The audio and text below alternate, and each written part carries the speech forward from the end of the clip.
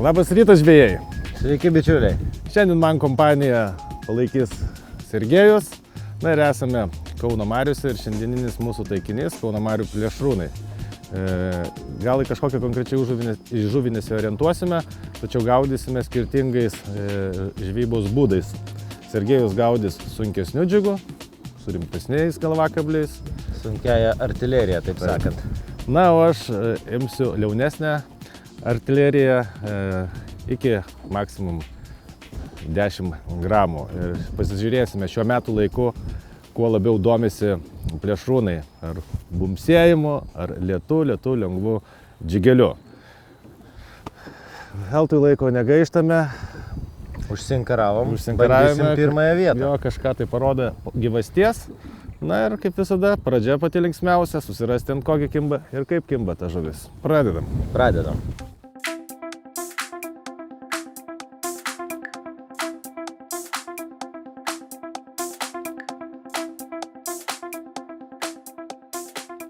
Keletą iškart pasirenku skirtingų masalų bei spalvų. Paimsiu tokias šaltesnės spalvas, pilkas, vanduo atvėsęs.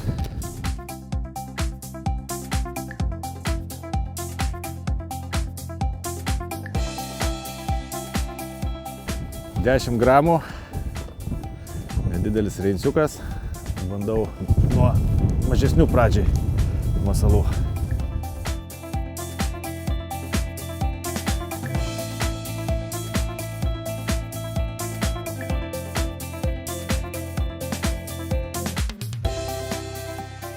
Pradedam nuo 25 gramų. Vėjas ganėtinai stiprus, bet dugną turėtų jaust gerai.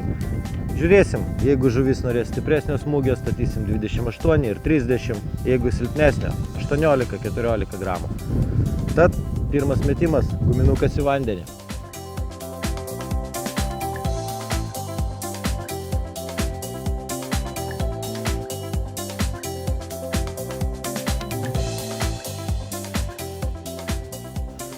Nu va, sunkioji artilerija davė vaisių, lik ir nedidelis. Kauno marių ešeriukas susigundė ganėtinai nemažų guminukų. Na, pakviesk tėvelį.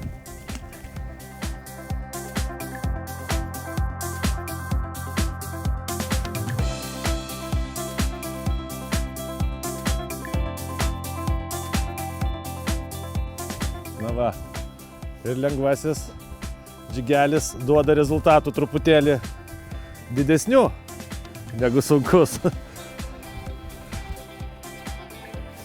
Nu, laukiam stambesnių veikėjų.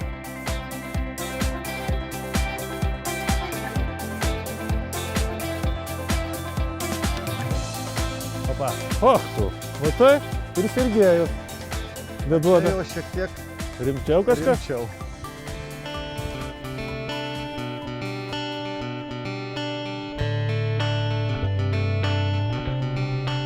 Ja, žiūrėkit, koks ešeriukas. Vo. Atsiprašau. Tokia ir žuvis. Atsiprašau, Sergejau.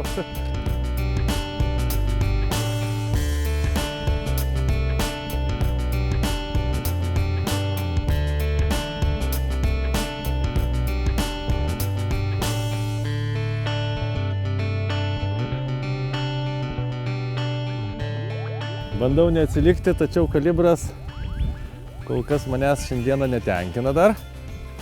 Tačiau jau vis tiek 2-2.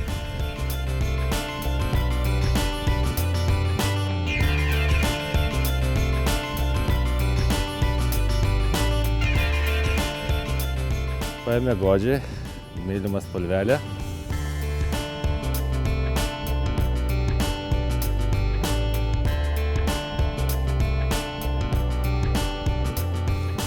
Kad ir šalta, pučia tikrai žvarbus vėjas. 5 metrai per sekundę. Kas žvėjoja Kauno mariose žino, kad 5 metrai per sekundę tai pakankamai yra didelis vėjas, dar šiek tiek pagusiuoja. Taip kad žvejyba ne iš lengvųjų.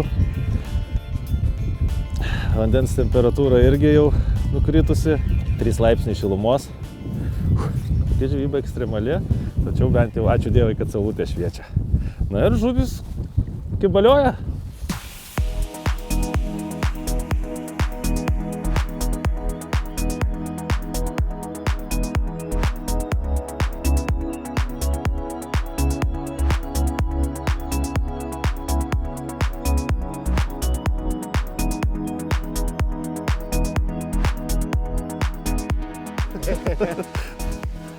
Neatsilieka. Bet pasimatomai stambesni, kažkokia širdis jaučia. Na ne, toks pat. Ne, toks pats ešeriukas.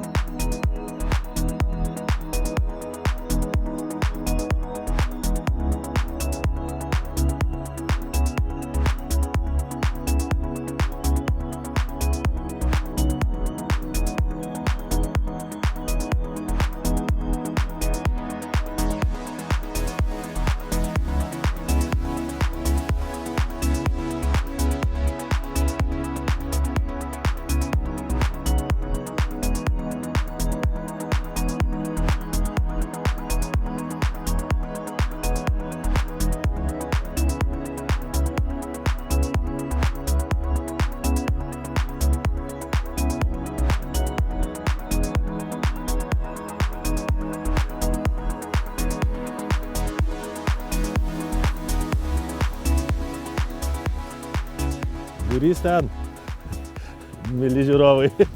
Geresnis šiek. Geresnis. Net nespėjus masalui pasiekti Dugno, dugną. ne? Tai jie ten Taip. sukilę. Taip. Elektrinio variklio pagalba tyliai, manau, mes užeisime, kad patogiau būtų mesti, ne prieš vėją.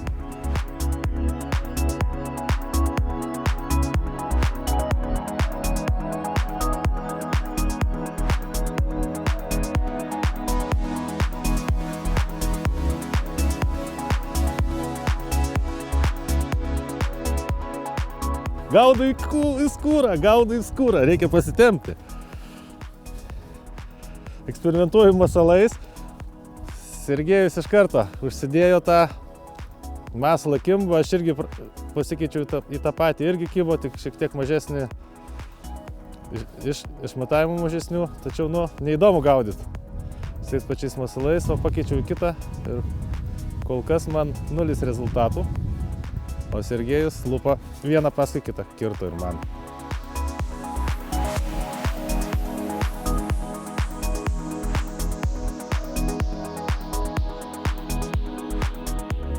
Tau didesni, man mažesni, aš nesuprantu čionais. Kas čia vyksta, aš ir lyg tai už tave didesnis? Spinningas galingesnis, tai pagal spinningą renkasi. O, žiūrėk, kaip čia taip dabar suprasti.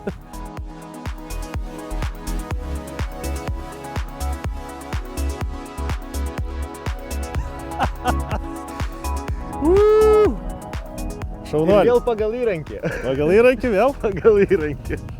Man darosi vyrai neramu, reiks įrankį ieškoti kito. Ne, aš kantrus. Taip, pagal įrankį. Ir vėl visa guma burnoj. Žiūrovai, man atrodo, kad man reiks susistambinti masalą. Galvakablių vis tiek lengva naudoju. Aš manau, kad ateis ir mano valanda. Keisiu masalus, surasiu ir aš savo.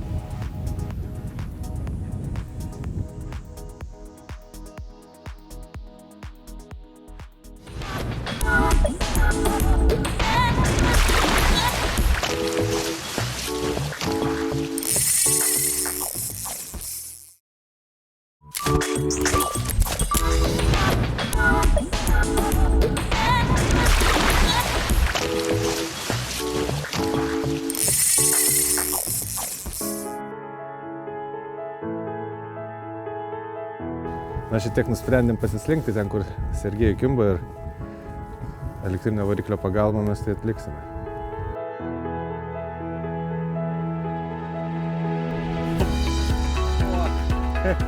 Na va, pasislinkome ir šį kartą ir man jau ešerys šiek tiek stambesnis.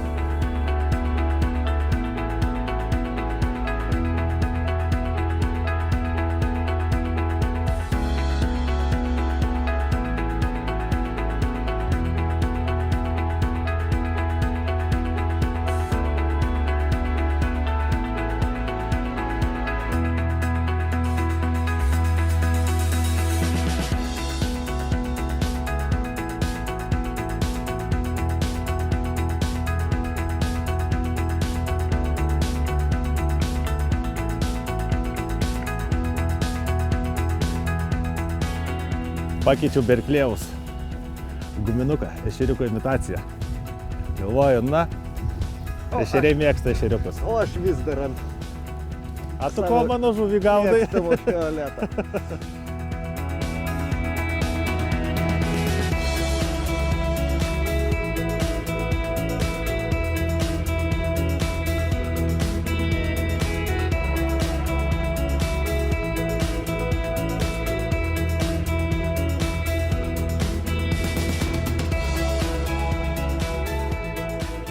O, kaip godžiai.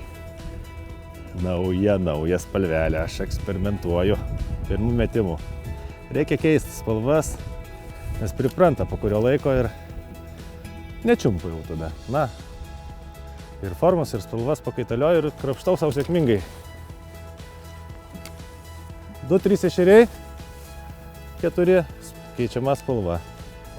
Tai tikrai rezultatyviai šiandien veikia.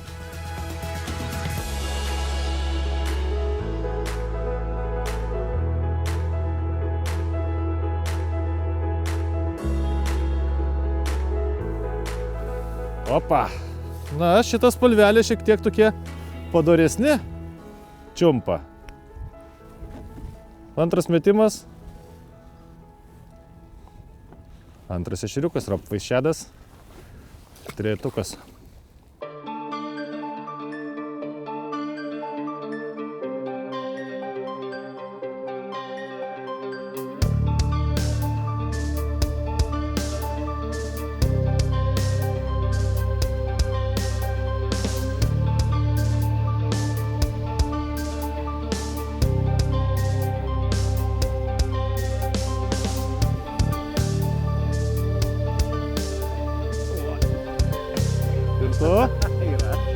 Dupletas.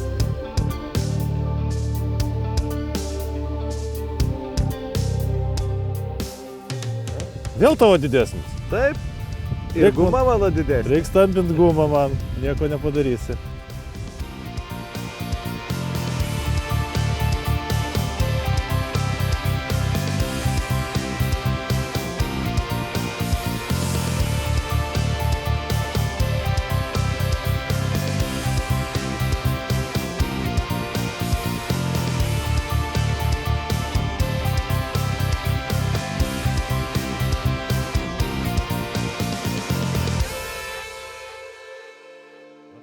O po lydeka pasigavo. Ešerį mano. Mano ešerį stvėrė lydeka. Dabar, aišku, aš jos neištrauksiu, bet mes bent jau pamatysime procesą. Paleido. Mačiau šešėlį. Bet tai kažkur stvėrė. Va. Matosi valas visas, va. Pasišerpėtojas, kažkur tai kalė į galvakablio zoną net. ešerys nesužalotas, bet sėdo tikrai nemenka lydeka. Nu, įdomi šiandien žuklė. Mūsų operatoriui viena lydeka nukando masalą ir man dabar ešerį. Traukiu, lyg tai lengvai ir pūk tik tais.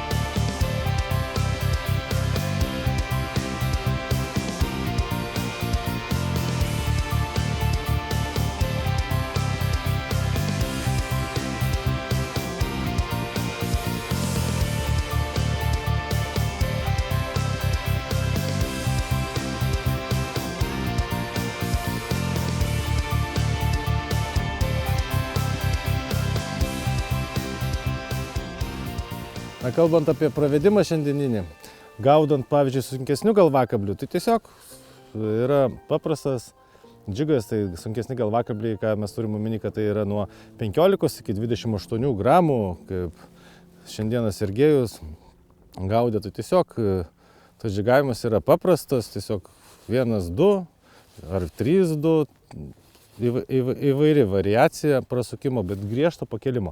Nes galvakablis sunkus staigiai bumsi ir tas pravedimas toksai, kad ir pašoka staigiai masalas, bet greitai jis ir nusileidžia. Na, gaudant su lengvesniu galvakabliu iki 10 gramų, iki 12 maksimum gramų, visai kitoks pravedimas, kad toks, kaip aš sakau, toks lengvas patvičinimas to guminuko. Nusileidžia masalas ant dugno ir su meškeryte. Taip, dirba tik meškerės viršūnė, grinai tokie patempimai. Galima pasakyti, pavaliojimai per dugną. Masalas labai neaukštai pašoka, daro nedidelius šuoliukus. Ir tokiu būdu lengvas galvakablis, jis aukščiau pakyla šiek tiek ir leidžiasi. Bet aš taip manau, kad apie 10 cm nuo dugno pašoka, nusileidžia. Ir tokiu būdu šiandieną su lengvesniu galvakabliu tik tokio pravedimo sulaukdavau kibimų. Klasikiniu džiugu nesulaukiau nei vieno kibimo, reikdavo masalui suteikti animacijos, judesio su meškerės viršūnė. Tiek gaudant su šiek tiek griežtesniu įrankiu, kaip šiandieną pas mane 2 įrankiai rankose, tai yra Ice Cube'as, Rockin' Trash'as ir UTR'as 67 ramas, kuris visiškai mikromasalinis yra įrankis ir aš su juo susimažinęs masalus irgi pačius šiaip beje didžiausius ešerius ir ištraukiau. O gaudant su būtent tokiu vidutinės klasės įrankiu kaip šitas iki 12 gramų, kuris gal labiau starkiai tiktų arba didesniais masalais gaudant ešerius, tai analogiški šiaip pravedimai. Na, valą, kokį mes naudojame, tai aš ant griežtesnio įrankio, tai pavadinti galima griežtesnio, iki 12 gramų naudoju Gosino 0,8 pagal japonišką parametrą. Tai nėra labai storas, toks vidutinio storio valas, pavadinkime taip, ir labai dera būtent prie tokio įrankio iki 12 gramų. Šitas įrankis galima jį šiek tiek ir persverti, net iki 18, 20 maksimum gramų, jis taip komfortiškai su juo galima dar gaudyti, jeigu labai didelis vėjas ar kažkokia srovė upėje su 0,8 valu ir su, tarkim, 20 gramų galvakabliu lengvai metant, galima net gaudyti ir per didžiausią srovę atmatoje, dugnas jaučiamas, viskas tvarkoj. Na, o su liaunesnių įrankių, kuriuo šiandien žvejojau, yra susuktas 0,4 Gosindon PP valas, taipogi PE valas, tik tai jis yra 4 gijų, ne 8, nes kuo plonesnis valas, tuo mažiau gijų būna. Ir tas pravedimas, kaip ir minėjau, irgi taipogi yra toks pat masalo šokdinimas, tačiau čia 0,7 gramai yra plonas valas, kad ir per didelį bangavimą liaunesnis įrankis, dugnas puikiai jaučiamas ir gražiai viskas valdomas masalas. Jeigu perkrausit, neišeis taip gražiai irgi pašokdinti, reikia surasti tą vidurkį pagal įrankį, kokia turi būti gramatūra masalo ir koks yra įrankio arba įrankio gramatūra. Ir tai turi būti toks pajausite vidurkis. Nes pradžioj, jeigu uždėčiau 10 gramų bandžiau uždėti, tai jisai toks perkrautas ir tas šokdinimas jisai neįvyksta. Daugiau įrankis visą sugeria judesį ir masalas vos tik tais pašoka nuo dugno ir toks vilkimas dugnu vyksta, tai nelabai ešeriai mėgsta tokią pravedimo techniką. Gal kai labai jau link pačios žiemos, kai jie lieti, tai persvirt galima tada įrankį, uždėti daugiau gramatūros ir tada gaudyti tokiu pavilkimu vadinamu. Užmeti pavelkį, tai kai labai jau šaltas vanduo ir prisispaudęs, neaktyvus ešerys, toks pravedimo būdas yra irgi veiksmingas. Tačiau kaip šiandien yra pakankamai ešerys aktyvus, reikia pašokdinti masalą, taip kad reikia atrasti tą vidurkį.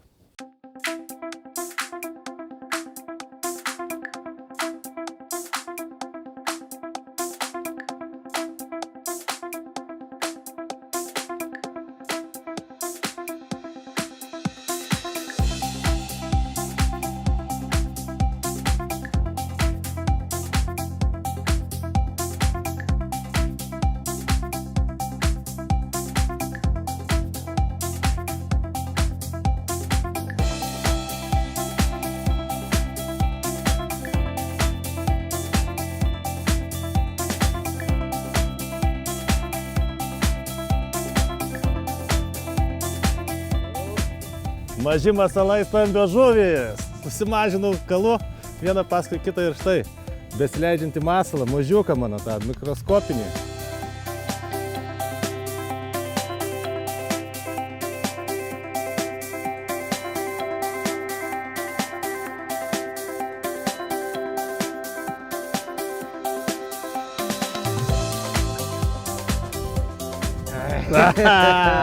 Mano mažieji masalai. Aprimus kibimui beje. Kažko tai Siriogos nesigirdi. O aš susimažinau masaliuką. Slaptą ginklą. Slaptą ginklą. Masaliukas, žiūrėkit, sumažėjo, galva sumažėjo, kažkodėl tai pasirgėjo. Galva nesumažėjo. Galva net 17 gramų. Net 17, o nuo 25 pradėjo. Kol buvo aktyvus, viskas tvarkoj. Aprimus kibimui aš visą stengiuosi susimažinti, susiploninti. Valą susimažinti masalą, galvakablį susimažinti 7 gramai. Galvakablis, antro numerio reinsiukas tokio išėdas. Ir veiksmas vyksta toliau.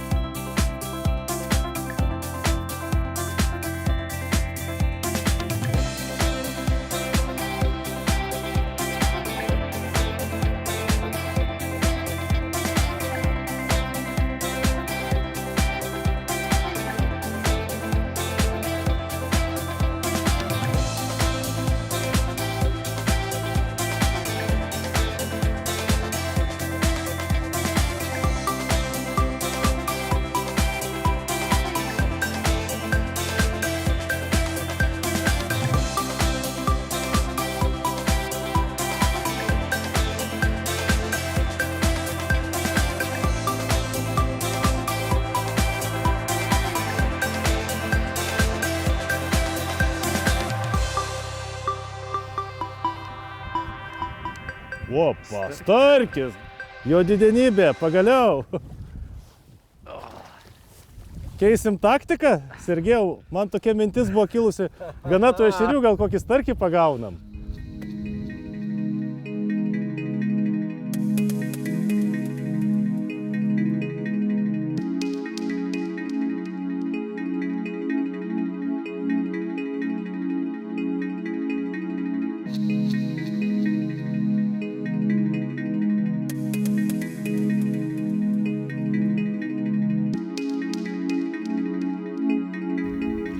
Kadangi šiandien mano tikslas buvo įrodyti, jog sunkesniais masalais irgi įmanoma gaudyti įvairią žuvį Kauno mariose, tad pasirinkau šiek tiek griežtesnį Tailwalk, Moonwalker kotą. Naudojau vieneto pagal japonų klasifikaciją ir 0,16 pagal europinį standartą valą, 0,25 fluorokarbono pavadėlį. Šitas spinningas pagamintas iš labai aukštos kokybės anglies pluošto, apvilktas papildomai anglies pluošto juostomis, tai sutvirtina blanką ir padidina jo jautrumą. Kaip matėte, šiandien labai sėkmingai su juo gaudžiau ir ešerius, ir starkius. Tad sunkesnių masalų mėgėjai galėtų atkreipti dėmesį tikrai į šitą įrankį. Aš likau juo labai patenkintas.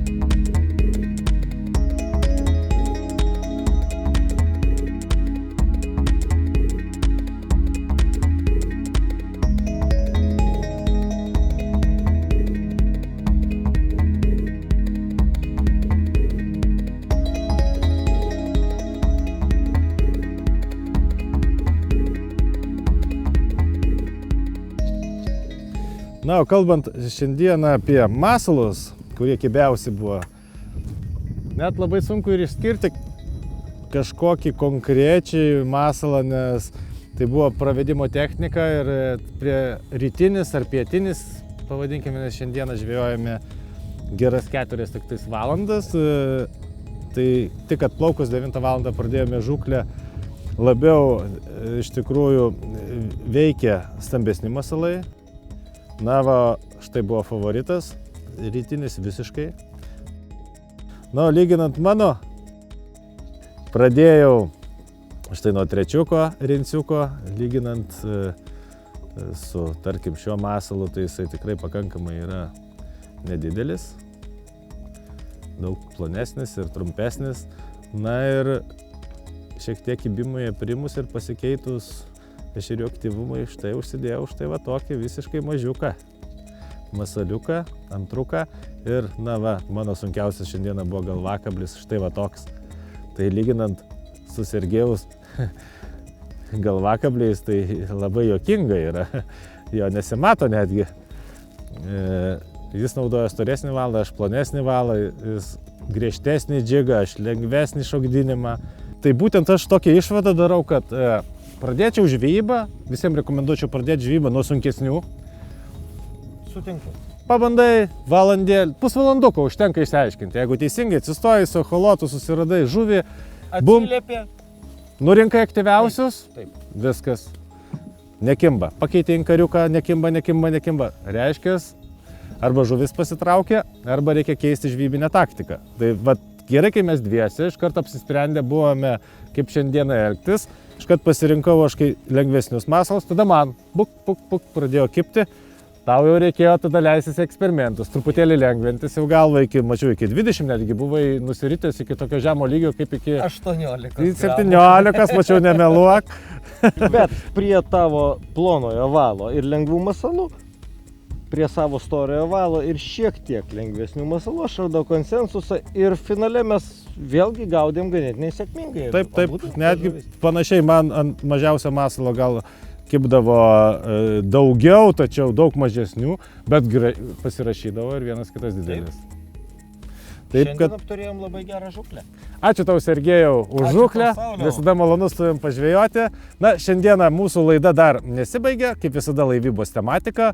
Viešiu Ukrainoje, Finval katerių gamykloje, tikrai bus ciklas reportažų apie šio gamintojo įvairiausius katerius.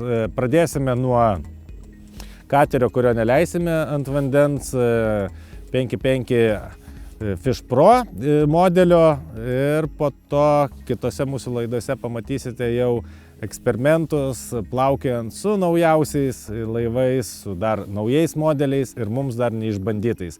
Šiandien tiek, susitiksime po savaitės tuo pačiu metu. Iki! Ate.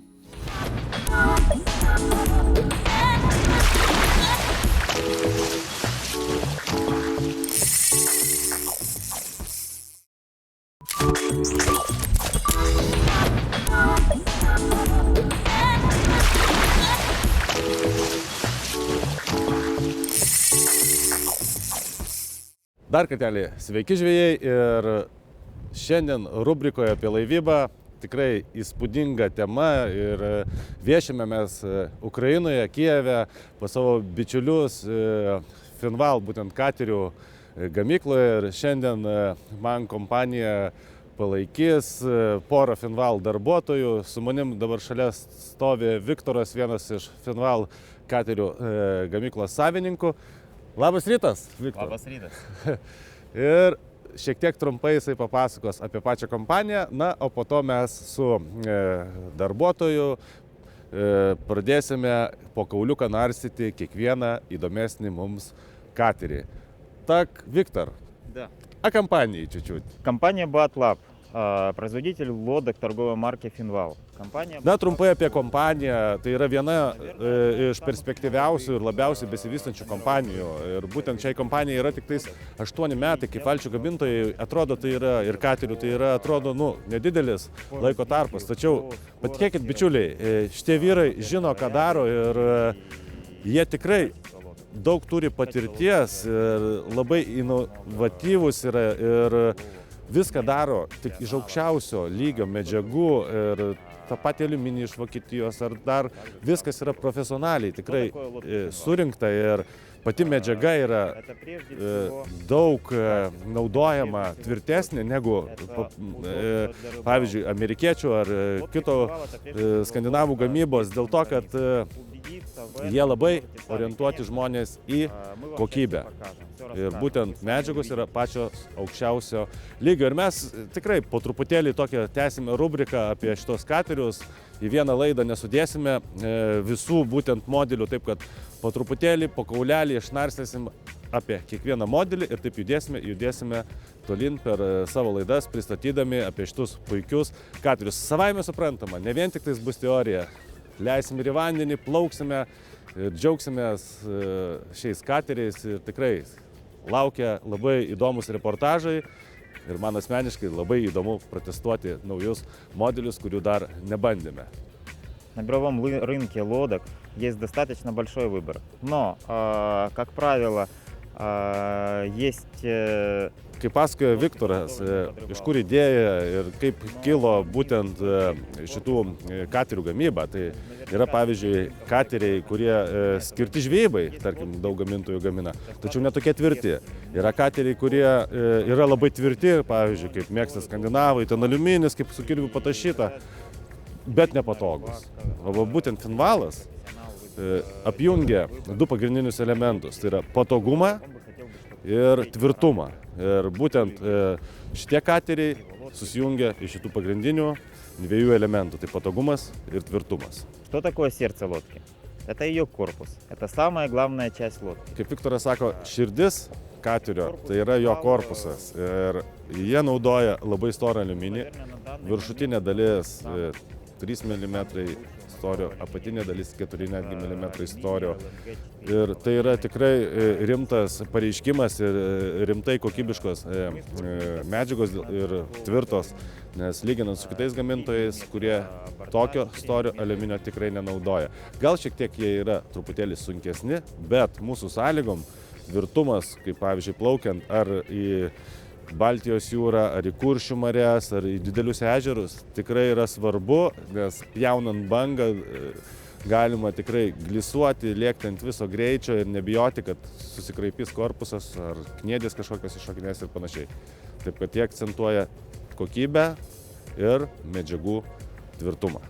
Taip, kad apie kompaniją jau sužinojome, filosofiją sužinojome, tikrai perspektyvi, besivystanti labai stipriai kompanija ir kad nevarginti bereikalingom kalbomis, dabar pasikviesime kitą darbuotoją, Artiomą, kuris mums pristatys konkrečius modelius, su kuriais mes šį kartą ir plauksime, ir į kuriuos lipsime, žiūrėsime, nes keletą modelių yra tikrai naujienos ir kuriuo aš ir pats asmeniškai dar nesu matęs, taip kad labai smalsu ir įdomu.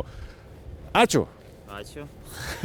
Na ir ką dabar, pereiname prie įdomiausios dalies – kateriai. Ir mūsų šiandieną rubrikoje naujas Finval modelis, kurio mes dar nei karto nerodėme, tai yra Fish Pro 555 ir apie jį papasakos mano bičiulis Finval įmonės darbuotojas Artiomas. Labas! Labas. Длина, ширина такая же, как и у спорта. Taip, kad ilgis yra 5,55 m, ne veltui ir taip vadinasi, plotis 2,28 cm ir variklis rekomenduojamas nuo 115 iki 150 arklio jėgų.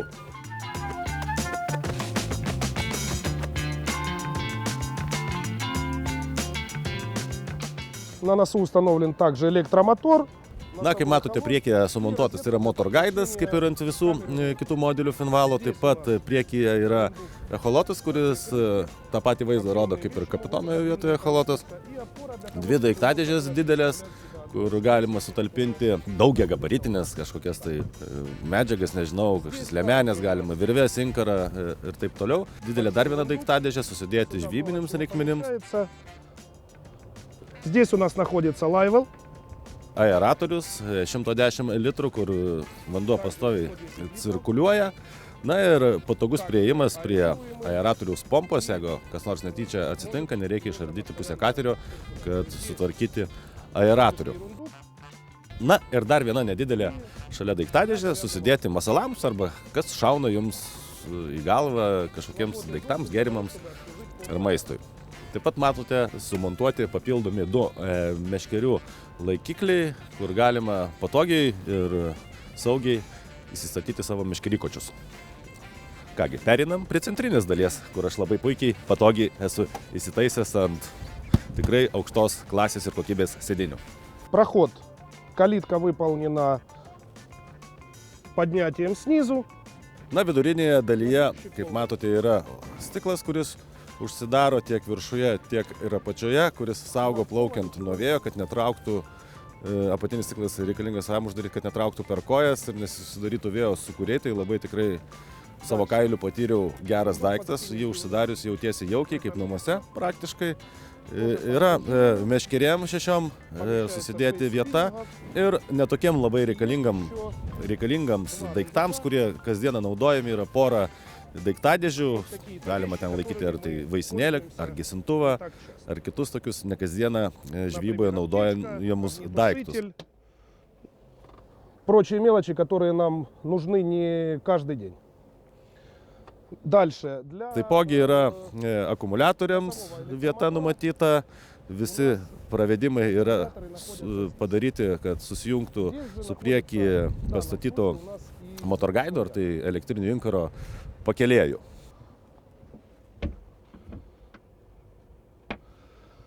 Под консолью капитана у нас находится зарядное устройство. Taipogi yra aeratoriaus valdymas, kitai elektronikai valdymas, kaip ir visose kateriuose po ranka. Puikiai daiktadėžė susidėti kažkokiem tai svarbesniem daiktam, tai kaip telefonui, kaip matote įstatyta yra ir radio imtuvas, magnetola, yra tenais ir 12 voltų rozetė tiek ir keleivio pusėje, tiek ir kapitono pusėje, kur galima pasikrauti kitus elektroninius įrenginius. Na ir labai patogu yra šoninės, kaip čia galima pasakyti, bortai šoniniai, kurie išspręsti labai protingai, kur galima susidėti savo įnamuosius masalus ar dėžutės, pasistatyti kažkokį tai gėrimą ir labai patogu, jeigu didelė banga, pakišti kojas po borteliu ir taip įsiremti prie didelio bangavimo, kad tvirtai jausis ant kojų, net ir jūroje žvejojant ar kokiam vandens dideliam telkinyje, kai pučia stiprus vėjas. Na ir kaip matote, yra sumontuotos dvi vietos perstatyti kėdės, arba galima šitas sėdynės dar papildomai užsisakyti dar dvi ir būtent šitoje vietoje gali patogiai 4 žmonės plaukti arba jas mėtyti į įvairiausius taškus tiek į vieną pusę, tiek į kitą, kur pavyzdžiui patogiai žvejoti norit sėdint. Kaip matote, yra padarytas trapas vandeniui nubėgti, kad ant denio visada būtų sausa ir nieks čia, jeigu ir per didelę bangą jūrai plaukiant užpiltų vandens, viskas staigiai nubėga ir galima su trimo pompa viską išpompuoti lauk. В кормовой части у нас полноценный подиум, по которому мы Na ir kaip matote, galinėje dalyje yra tikrai pakankamai nemažas podiumas, ant kurio galima vaikščioti. Norint jį galima transformuoti, iš jo padaryti 2 sėdimas vietas jūsų draugams, šeimai ar šiaip kažkokiem tai piliečiams. Taipogi, kaip matote, yra labai gerai apgalvota vieta meškeriam įsistatyti, peiliui, repliam arba šiaip visokiem dar daiktam padaryta vieta susimesti, galvakabliai ten gali būti, pavyzdžiui, viskas, kad būtų po ranka, kažkur tai nenukišta ir tuo pačiu nesimėtytų po visą jūsų valtį. Apačioje yra didelė daiktadėžė, ten yra supakuotas tentas, kuris apgaubia visą katerį. Taipogi vieta numatyta įsistatyti vamzdžiui, už kurio kabinamos slidės ar tai kažkoks ratas, taip kad šitas kateris yra toksai kaip ir, netgi galima pasakyti, ir pramoginis, ne vien žvejybinis, ir toks apibendrinant sakant, jisai skirtas ne vien tik žvejot, bet galima kuo puikiausiai leisti laiką arba su šeima, pramogauti, arba su draugais, tuo pačiu savaime suprantama, nepamirštant ir pažvejoti. Tai tiek apie šitą katerį 5.5 Fish Pro. Nu, su jumis žiūrovai atsisveikiname. Ačiū Artiomai. Susitiksime po savaitės tuo pačiu metu. Iki.